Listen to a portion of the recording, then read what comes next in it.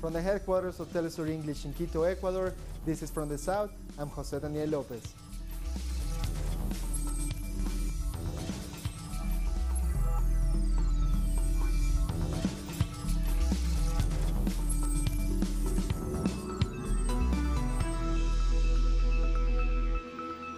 Venezuela's Foreign Minister Jorge Arreaza has met with the UN Secretary General Antonio Guterres. Arreaza has ratified the commitment made by the Bolivarian Revolution with the UN 2030 Sustainable Development Goals. He also said multilateralism is needed to guarantee peace and that Venezuela continues to suffer interference attempts. Meanwhile, one of Venezuela's opposition leaders, Claudio Fermin, has said that only citizens can act on the country's internal matters. He referenced a recent interventionist statement made by the Lima Group, which sought to undermine the country's electoral process. I highly value what happened here in Venezuela on May the 20th, 2018. Those millions of citizens who took to the polls are very important. The fact is, this government is being criticized for many reasons, and although I agree with many of them, there are many more which I do not agree.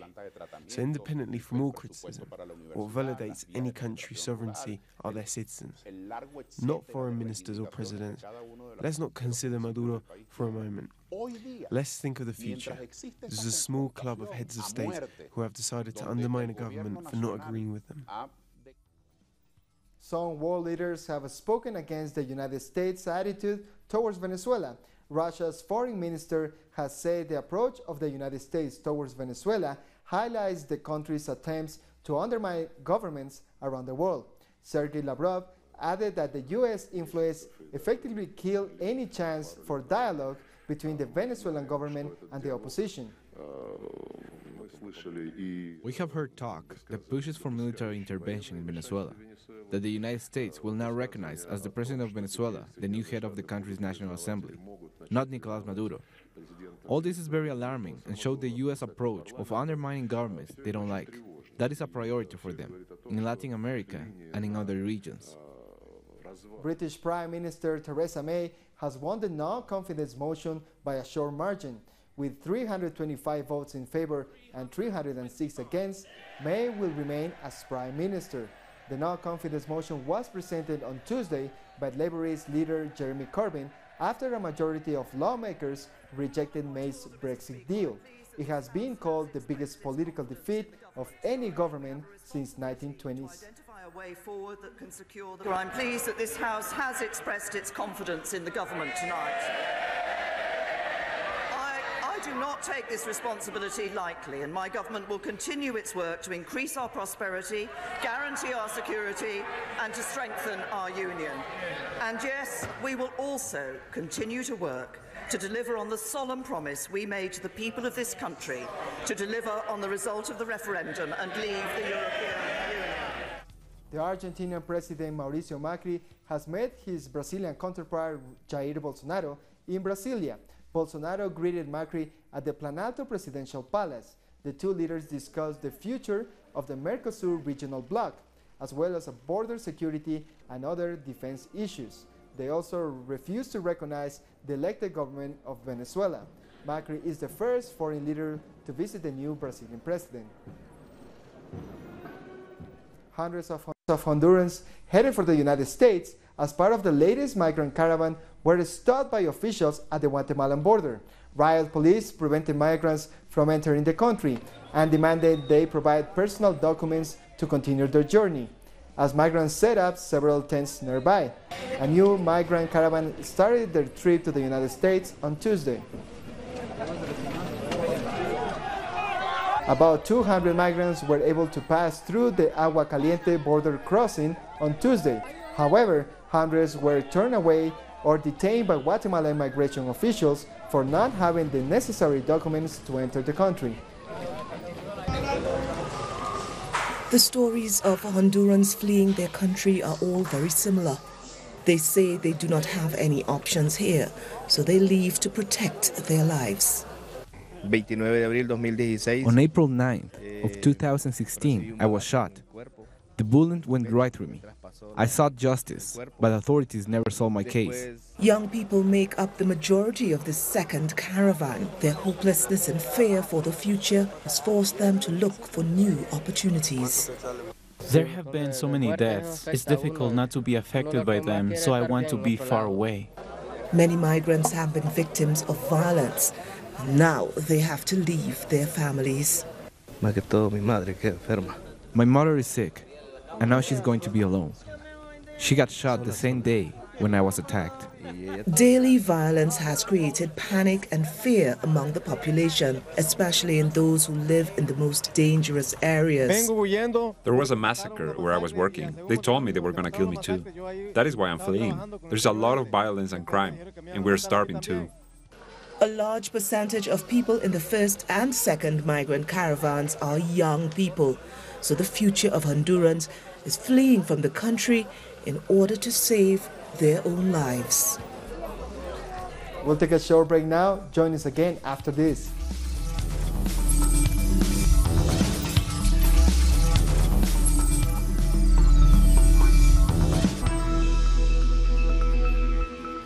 Welcome back. Colombian authorities have partially closed down the Ituango Dam hydroelectric project. This happened after a 40-meter wide hole was found underground. Last week, the government activated an alert plan to monitor possible risks around the dam. Around 1,000 rescue personnel have been working to make sure all communities surrounding the dam have been properly evacuated. Thousands of workers in Peru have taken to the streets to reject the austerity policies on labor rights established by President Martín Vizcarra. Workers do not want to be exploited anymore. Over 200 trade unions joined together to demand the government repeal a reform that has hurt labor rights. It was established as a way to supposedly promote competitiveness and productivity in the private sector. We want to say to Mr. Vizcarra that workers and Peruvians as a whole have not given him a blank check to implement labor reforms and cut back the right of the workers. If Mr. Vizcarra does not repeal the decree, workers' unions will call for a national strike all across the country, and he will be the responsible if there is a social upheaval. Workers will not accept attacks against their rights on labor stability, on collective negotiation, against benefits they have historically earned. We will not allow them to take away what little we have. He must think about the working class because we earn so little, and yet they take all the money. It shouldn't be like that. This reform is also being questioned by several experts. What he's doing is reducing revenues and the purchasing power of workers. Purchasing power is going to start going in the opposite direction of our economy's growth. We have to think of more competitiveness and productivity, but not at the expense of workers. Experts assure that Peru has a 40-year history of cutting back rights. Informal work alone has grown from 25% to 75%. If I want to end informal work, attacking something that does not generate this type of work, like the rights of the workers, will not work. It will only produce more poverty, more insecurity, but informal work will continue growing. According to experts, one of the goals of these neoliberal policies is to destroy trade unions, which in 1990 counted for 23% of the economically active population, and today they only reach 4%. Cuba and Belize have committed to strengthening bilateral relations. President Miguel Díaz-Canel met with Belize Prime Minister Dean Barrow, who is in an official visit to Cuba. For over 2 decades, Belize and Cuba have enjoyed mutual cooperation in health and education. Also in Cuba, a new ride-sharing application has made commuting in Havana much easier. The app Sube was created by young Cuban software developers last year and now has over 300 downloads. Sube is free to download, but payment has to be made only in cash, as online transactions do not exist in Cuba. The country is facing transportation issues due to rising gasoline prices and high taxi fares as a result of ongoing sanctions. I have used the application Sube a few times. I like it a lot. It's faster. The transportation system here is complicated. There are a ton of people in the street that sometimes wait 40 minutes to find a taxi. But now, just by turning on your data, you can get a taxi. We move on to Mexico, where the new government has delivered one of its first promises to carry out an investigation into the case of the 43 missing students from Ayotzinapa. Our correspondent Pablo Perez has the details. The parents of the 43 students who were forcibly disappeared in 2014 in the town of Iguala are now part of a government commission they long demanded. Now, they are no longer witnesses, but an integral part of the Presidential Truth and Justice Commission for the Ayotzinapa case. We must help to find the truth in order to satisfy the demands of the families of the 43 missing students. Truth Commission is made up not only of public officials, but also includes some of the students' parents, as well as human rights activists and outside experts. They want to uncover the truth they believe was hidden by the government of former President Enrique Peña Nieto. As parents, this commission means everything to us. As the investigations continue, we will be able to build more trust. In this way, what President López Obrador established in a decree 2 days after taking office is being put into practice, and it's just the first of many decrees signed by the President. This is the result of our efforts, of the insistence of the families, of our resistance. The truth will come out, and something like this will never be allowed to happen again. Omar survived the violence of that fateful night in Iguala, when 43 of his friends disappeared and another 3 were murdered. For him, this new initiative will not only benefit these families. It's not just the 43 missing students. We need the government to assume responsibility for bringing to light the truth about every case of disappearance. At the same time, the Supreme Court has ordered an investigation into public officials working for the previous administration due to irregularities in the investigation of the Ayotzinapa case. As part of its commitment to the principle of transparency, the newly formed Truth Commission has promised that all information discovered will be made available on a government website. Kenya's opposition leader has met with the relatives of persons killed in Tuesday's terror attack at a hotel. Raila Odinga visited the funeral home in Nairobi, where more than 100 mourners gathered. The opposition leader condemned the security forces for taking swift action. He also sent a message to the Al-Shabaab gunmen who have since claimed responsibility for the attack. If the intention of the terrorists is to try to intimidate and cow the people of Kenya, they are dialing a wrong number. The people of Kenya will not be cowed by this kind of dastardly act of violence. This actually helps to fortify our unity as a people.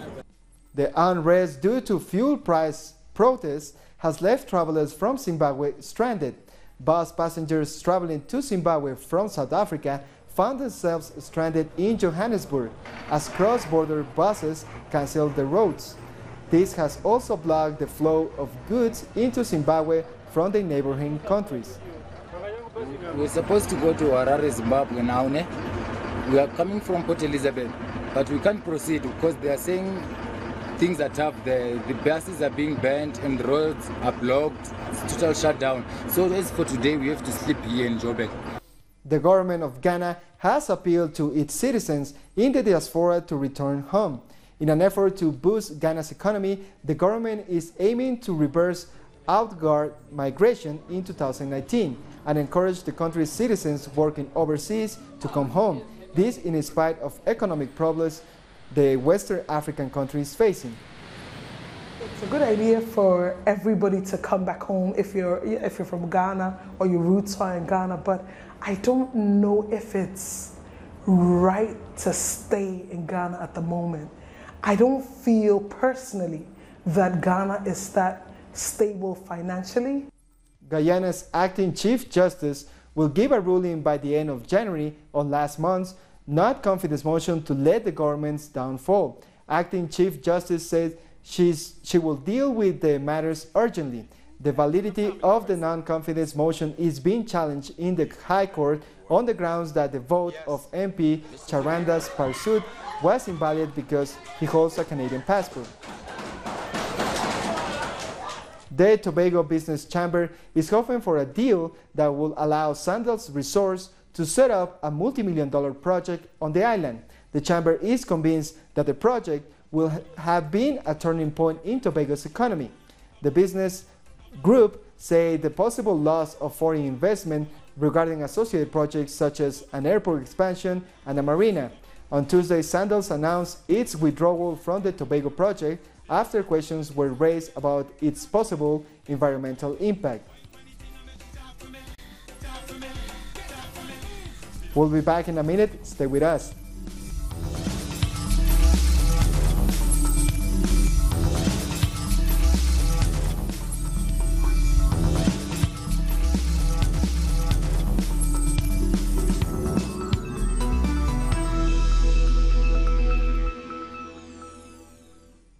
Welcome back.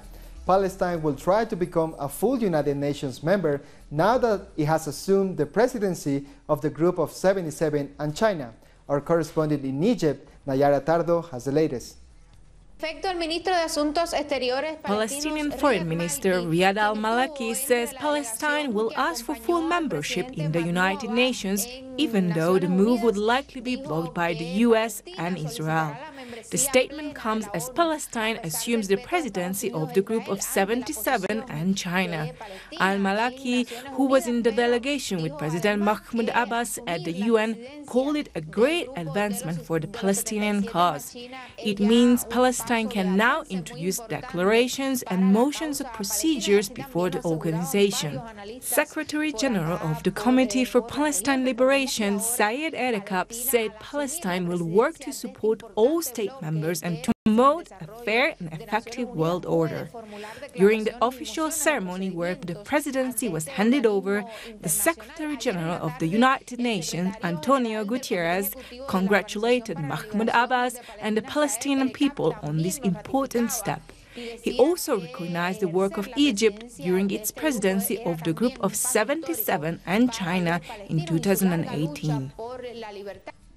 News anchor Masih Hashemi from the Iranian station Press TV is being held in detention center in Washington, D.C. in FBI custody following an arrest at St. Louis Airport. No formal charges have been leveled against Hashemi, who is a U.S. citizen.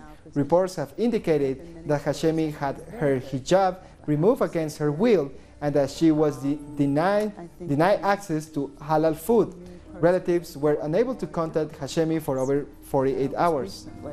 And that was dealing with the Syria. And Press TV's CEO gave a news conference about the case earlier on Wednesday. We hereby call on the U.S. government officials to talk about her accusation, about her detention place and the reason for her detention anytime soon, because it seems that being transparent toward the world opinion is the best help that we can have for her release. We do not spare any efforts to do any legal action for her release. And this commitment, this is our ethical commitment, legal commitment, and administrative commitment regarding Ms. Hashemi. But with regard to our knowledge about the U.S. government, especially under the anti-terrorism law that is there in that country, without any pretext, without any indictment, they can actually arrest people and then detain people for years and then could release them without any accusations, or they may continue the arrest. South Africa's Electoral Commission says it's all systems go for the May 2019 general elections. It launched a campaign to encourage young people to vote. While the youth is the biggest population group in South Africa, many feel marginalized and laid down by the country's politics. This is Winterveld, one of the oldest townships on the outskirts of the capital, Pretoria. This settlement is a reflection of the high unemployment rate, especially among the youth. Job creation is on the campaign ticket for political parties hoping to unseat the ruling African National Congress. But they can only do so if they persuade young people like Teboho Sibanyoni to vote. Teboho has no high school leaving qualifications and grew up without parents. but was fortunate enough to receive this government-subsidized home. He survives by working as a sangoma. He's an urban shaman who accepts trainees who have a spiritual calling as he did when he was a teenager. But the money he makes here is not enough because of the high cost of living. So will he vote to realize the change he wants? I'd like to get a job, and I'd like to see development in my community and the country as a whole. So I will vote ANC, because I'm not inspired by other parties. All they do is fight. Political parties contesting the elections in the next few months often talk about their plans to help jobless university graduates. These young men who live a short distance away from Tebogo's home say they feel marginalized. I'm hoping for job creation whether we are educated or not, and those who want to further their studies must be given bursaries to do so. We look for jobs, but there is no breakthrough. Others are still optimistic in the face of the high unemployment rate. Tsietsima Semola says the governing party has disappointed him, but he's still inspired to vote. They have disappointed me, but that's how it goes. At least our grandparents get the social grants, and they help us at home when I don't make enough money. Many social ills, including the effects of the marginalization of black people before 1994, still breed a highly unequal society.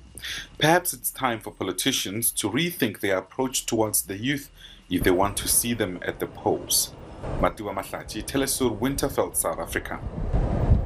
Spanish Prime Minister Pedro Sánchez says he regrets the results of the Brexit vote. Sánchez says he believes May's deal is the best agreement for both the EU and the UK. He made the remarks while addressing the European Parliament. As the head of government of a European Union member state, I can only respect this result. But I do also regret the rejection of the agreement on the withdrawal of the United Kingdom from the European Union, an agreement that underwent negotiation over 18 months, an agreement that was negotiated by Mr. Banner, whom I thank for his amazing work to maintain unity among the 27 member states. Now it's time to bring you more stories from around the world. A suicide attack was carried out in northern Syria targeting US-led coalition forces. At least 14 people were killed. The Islamic State has claimed responsibility for the attack. This comes a day after Turkey announced it will create a safe zone in the same region. Last month, US President Donald Trump announced he would withdraw forces from northern Syria. Greek Prime Minister Alexis Tsipras is to face a no-confidence vote on Wednesday. Tsipras himself called for the motion following the resignation of a coalition partner over an agreement to end a long dispute between Greece and Macedonia by changing Macedonia's name.